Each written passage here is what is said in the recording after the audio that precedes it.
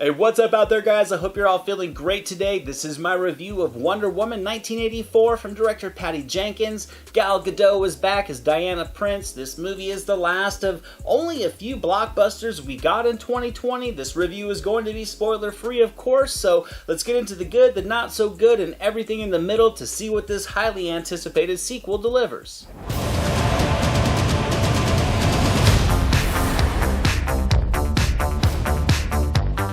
Now, as this title tells us, the story here rewinds time back to 1984, where Diana Prince is kind of living a life of solitude. She misses Steve Trevor and that part of her life that has been empty since his passing. She's also, of course, up to her usual superhero work, which is going to cause her to inevitably cross paths with two foes. One being Barbara Minerva, also known as the Cheetah, and another being Maxwell Lord, a manipulating con man with a hunger for power and notoriety. Now, like many of you out there, I was very excited to see this movie. I really did enjoy the first Wonder Woman. I loved Gadot in the lead, and I loved Jenkins' directorial vision for the character. I had a lot of fun with Wonder Woman 84, but didn't quite love it as much as I hoped I would. There were many things I did like about it though, so let's get into the positives. And for me, once again, I think it starts with Gadot in the lead as she delivers all the charisma, energy, and physicality that I think is needed to embody Wonder Woman.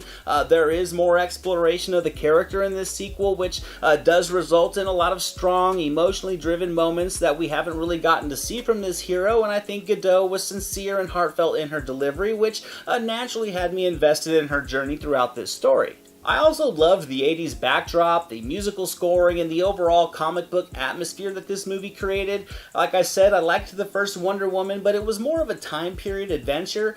Here, with the vibrant use of color, the energy from the musical composition, and all the nostalgic backdrops, there was just an inviting mood here at times that felt very much like stepping into the pages of a comic book, as cliche as I know that sounds. I also had a lot of fun with the action. I think the action sequences were adrenaline pumping as well. I think they were able to showcase Wonder Woman in all her heroic splendor, from smaller skirmishes to large climactic set pieces. This one does deliver plenty of fun, entertaining comic book action. Some moments are admittedly cheesy, I won't deny it, but I don't think it hinders the enthusiasm, and it sort of, for me at least, kind of harkened back to memories of Superman 2, with both serious subject matter with that lighthearted comedic dialogue splashed in, and for me, it was an engaging atmosphere. Now, I don't want to talk too much about these characters to avoid any kind of spoiler territory, but I also really had fun with Kristen, Wiig, and Pedro Pascal in this movie. I loved what they did with the material. I think they both brought their own energy and their personality to the film that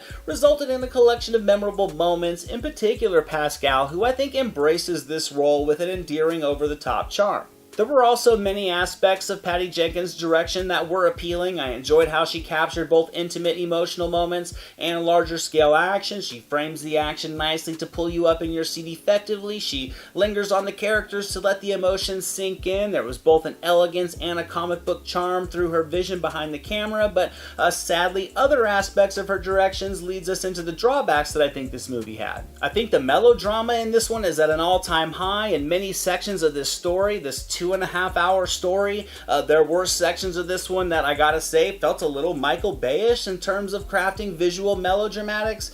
I won't go into detail, but many slow motion pans, tracking shots, and silent imagery in places just felt a bit forced and like blatant attempts to evoke emotion. I think it also resulted in the overall tone being a little bit uneven. There are places this one feels light and campy and fun, then there are others where it's very heavy and emotional, and the transitions were routinely abrupt. I think the backdrops to some of the new characters also felt a little bit bland and by the numbers. This doesn't quite hinder the ability to be swept up into the movie, but it does hinder that enjoyment that you get from watching something evolve with more of a creative ambition and just overall uniqueness. And overall, the story didn't really work for me either. I think the premise was interesting, but the plot progression was a little bit busy, and I think the emotional intensity routinely felt kind of processed and not very genuine.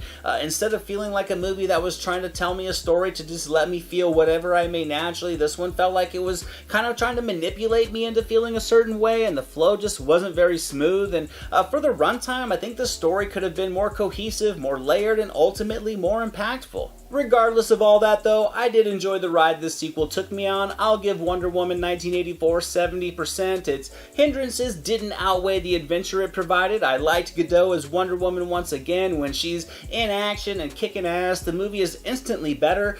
The action sequences, for me at least, were fun and adventurous. I just wish the story would have grabbed me more. I do wish the tone was a little bit more solidified, but in the end, it's a bit campy. It's highly melodramatic, but still worth checking out. Now for today's My Silver Screen recommendations, I have some fun movies for you guys. First, I picked another movie with a great performance from Gal Gadot, one that really does showcase more of her comedic chops, that being Keeping Up with the Joneses. Next, I picked Masterminds. I think Kristen Wiig is hilarious in this movie. And finally, I picked The Equalizer 2. The finale is a little bit silly, but Denzel Washington is always worth a watch, and Pascal as the villain certainly has his moments. Thank you so much for watching this video, guys. I hope you enjoyed it. If you did, drop it a thumbs up, leave a comment below. I'd love to talk movies with you guys. Share it with your friends, and without question, hit that subscribe button and the notification bell so you can never miss a video. Here are some links to some recent reviews just in case you missed them. All my social media links and the link to our official website are down in the description below, and I'll catch you next time.